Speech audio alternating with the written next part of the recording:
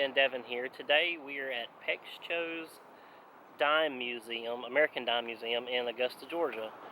So without further ado, let's go get checked in and let's head out.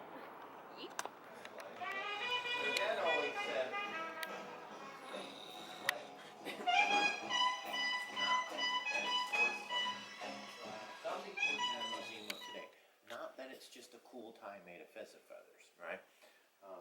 When we see a sculpture like this, we don't care about an unknown sculptor, right? What we care about today is, did Austin Rodin make this? And if he did, what period was it? What other pieces did he make? Was he married? Did he have children? That's important in the museum of today. Not that some unknown guy made a really cool sculpture, right? Yeah, that's true. Another thing is when we see a creature like this, we want to know, did it live, eat, breathe, and walk the face of the earth, right? I can pass a lie detector test on this creature right here with flying colors. And you're like, oh yeah, he must be meditating or on meditation, because it's later on in the collection.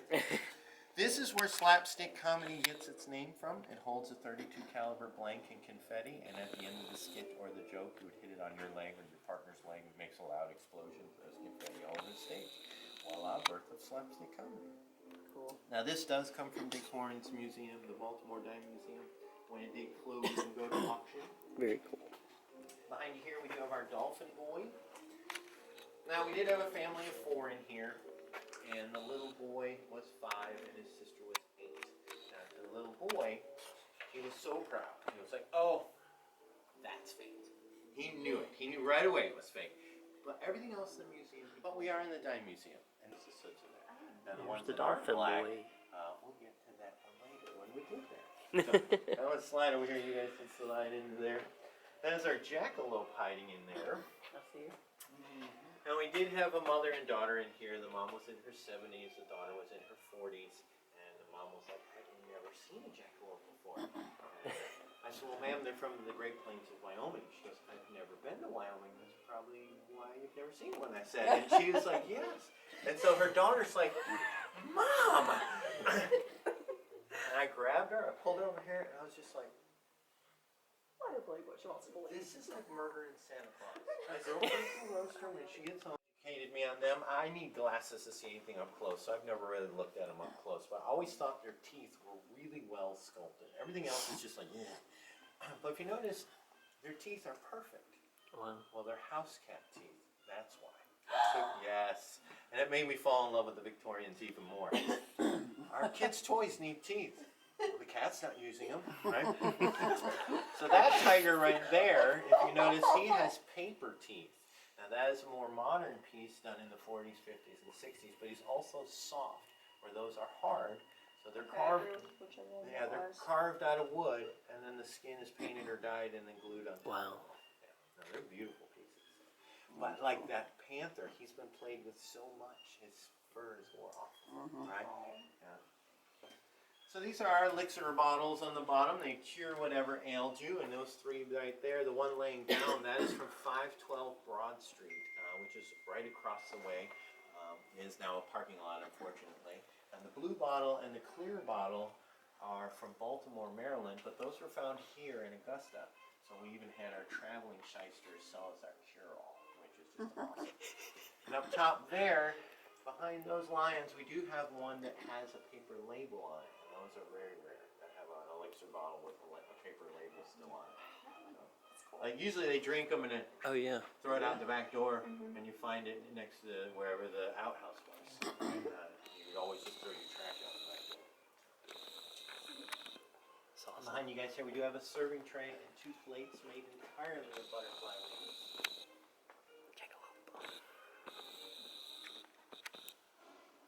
Made of what? Butterfly wings. Oh. And even That's this awesome. painting, You can see the butterfly yeah, there. this painting is also done out of butterfly wings. It's an African lady with a serving tray on her head.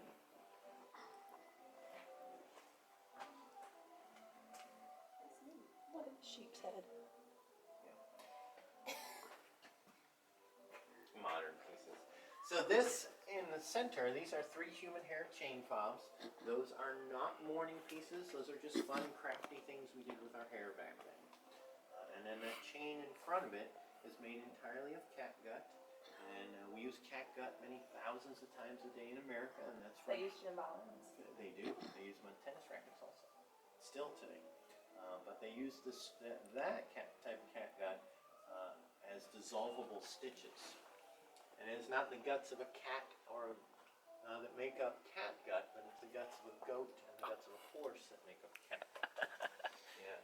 And they get the name catgut because it was first named kitgut, and it just got diluted down to This catgut. is Yeah, got a couple of a text opener. So this is the second largest rat on the face of the earth. He's called the Nutra rat. Right now, the war one or the ceremonial one, and the eyes will be sewn together on it very well, and the mouth will be sewn together very well. And the reason for that is, as I killed you in battle, you would remember my face, and you would take that to the afterlife to find me. Then you would find me, and you would use your mouth to taunt me for all of eternity. Now, there's other ones that the mouth and eyes are not sewn together as well. And the reason for that is there was the supply and demand, right? Shrunken heads back in the 1800s, you would get $50, not $500 bucks.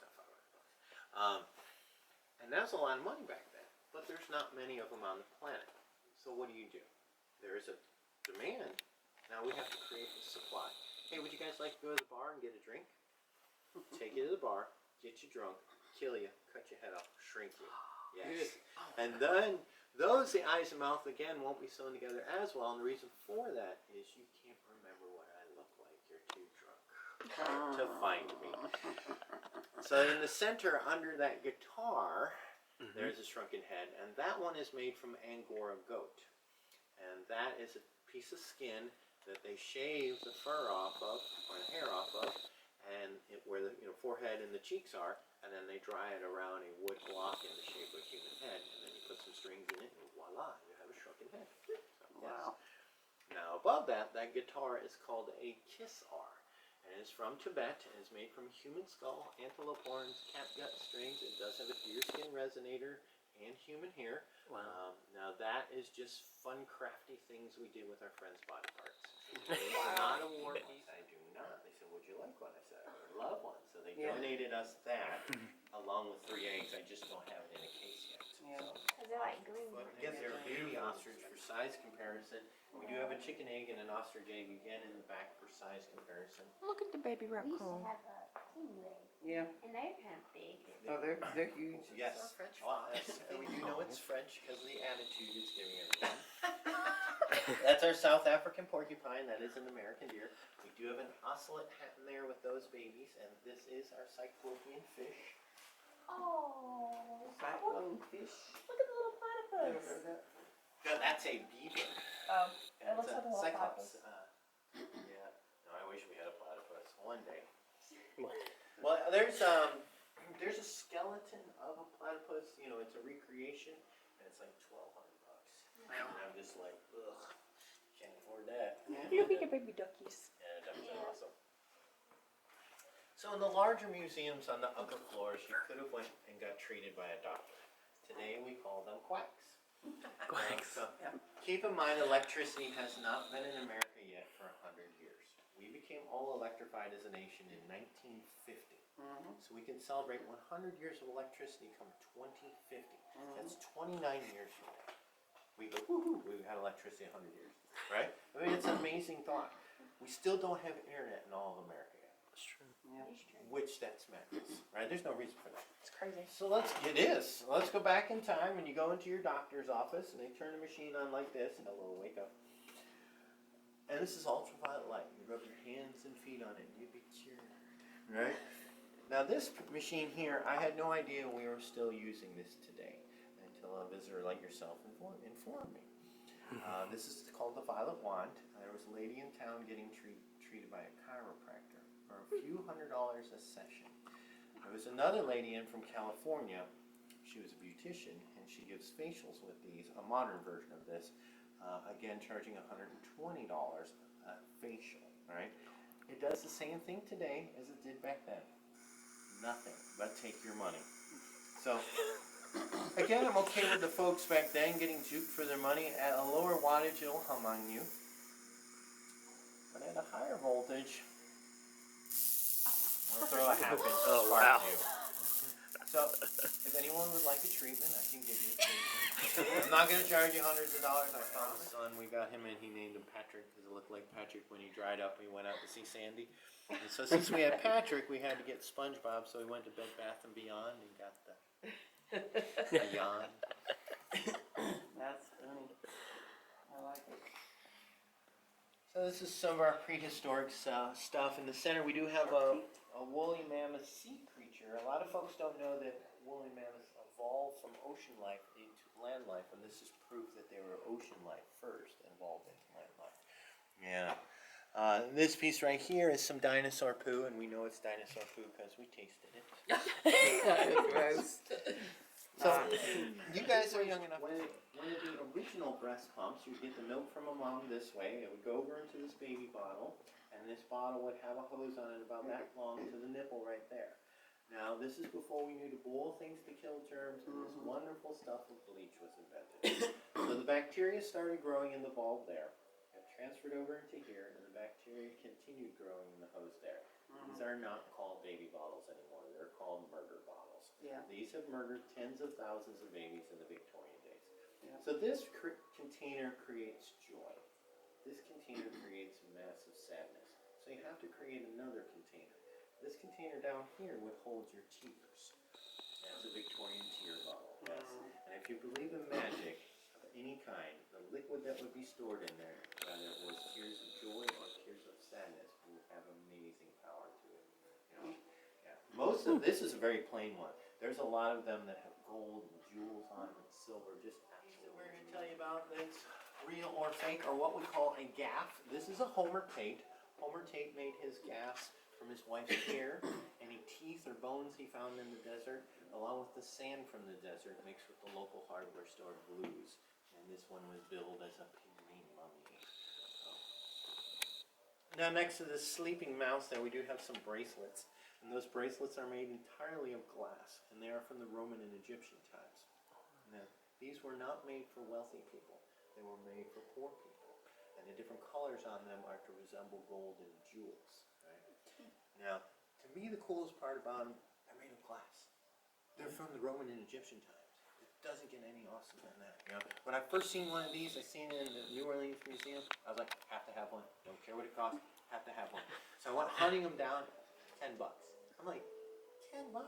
This is like 20 years ago. I'm like, but it's from the Roman and Egyptian times, for crying out loud. I'm like, my little brother's a preacher, and he donated this piece to us, and it's the European green woodpecker. It is proof that evolution does not exist.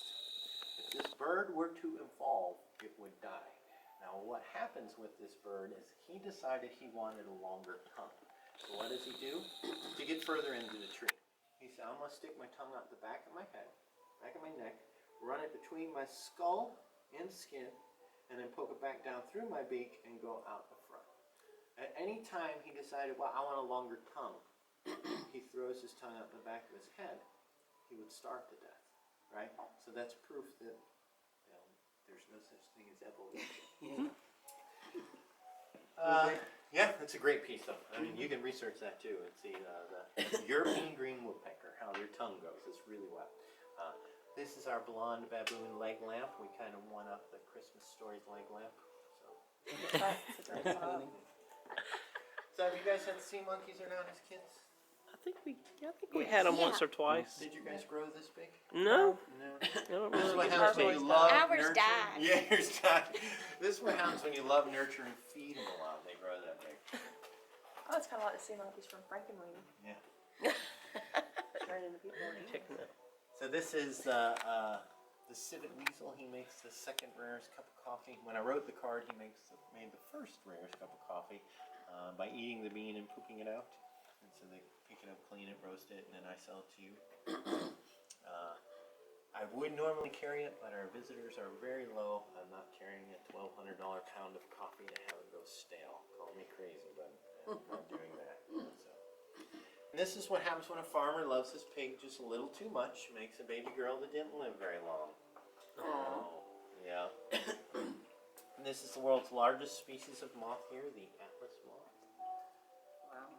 And And these are those pre-Columbian kids' toys I was telling you about. Oh, yeah. And to me, the best part about these is a bunch of Mayans and Aztecs got together, sculptors, and they said, let's make our children some toys. But let's make it where they pucker up to the butt of the creature and blow into the butt of the creature. So I call them butt whistles. Yes, they are amazing. I will buy these any day. I love these. This one here, he's an ocarina. He's a fox you blow across his back and work the 4 holes. And my eldest son noticed that the Wienermobile is a modern butt whistle. So, not that blowing in the front of the wiener would be any better. So. And our last case is about our frogs and toads. We do have a flesh-eating toad in the center here. He hunts in packs of 10 to 15 and can consume a human in less than 5 minutes flat. We do have a bullfrog.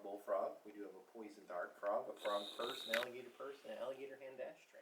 This here is a Model A or a Model T Ford car axle. Yes, it is an antique. No, I am nowhere near the age of this axle. This axle is almost twice my age. At least it was when I got it. Let's see. In '69, I was 18 years of age. This is a 1924 Ford. You do the math. Now it is over 20 inches long, 1 inch in diameter, and it weighs an icy cold 8 pounds. Oh, wow. Enjoy.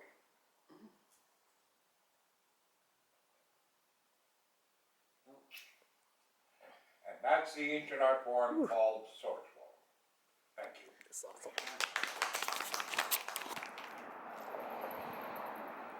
I am in Louisville, Georgia, at the downtown area marketplace. This is the old market house. I've been told that they're actually going to tear it down. So I was just wanting to get,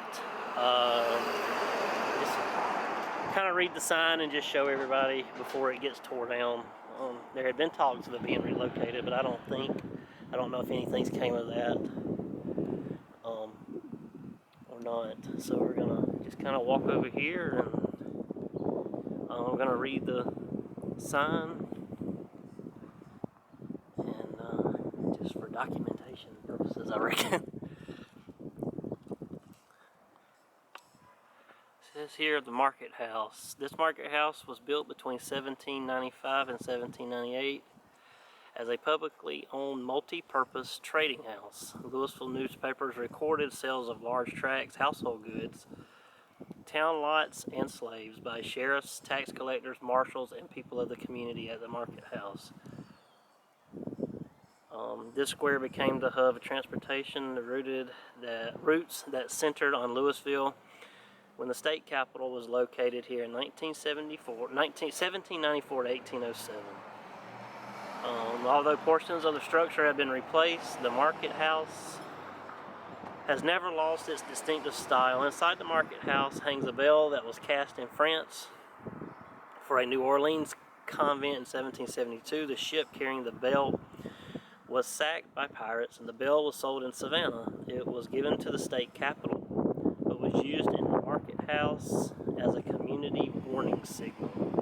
So that was the Georgia Historic Landmarker for the market.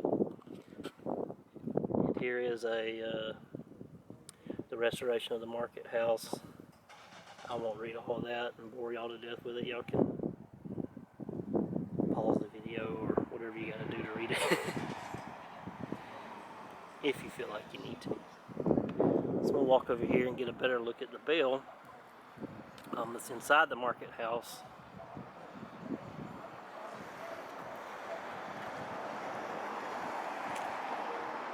Walk up here. And there's the bell.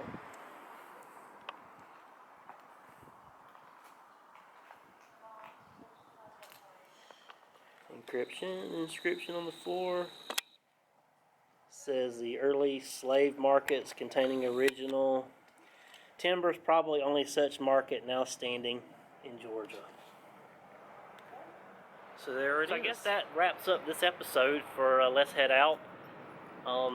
If y'all enjoyed everything, I'm gonna put the links to the the American Dime Museum in the description, and also possibly at the end of the video. So if you like what you see, please subscribe, like the video, and hit the notification bell. Thank you for watching. So until next time, let's head out together.